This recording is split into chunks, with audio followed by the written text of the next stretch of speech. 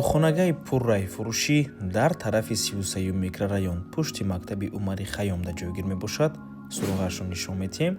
Аз ин тараф худи 33 микрорайон, аз ин тараф раёсати беда ва аз ин тараф бошад глазной политехникум. Инҷо худи Мактаби Умари Хайем ва дар инҷо бошад мағозаи гӯшт Хонаи Фурушимон дар мана ҳамин бинои истиқоматӣ ҷойгир мебошад. Бисёри баъд гап намезанем, рафтем.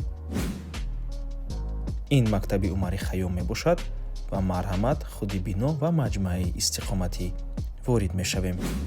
ту хонагаи пурра мебошад бо масоҳати 76 метри квадратӣ дар сеюм ошёнаи бинои Новостройка. худи бино аз 9 ошёна иборат аст.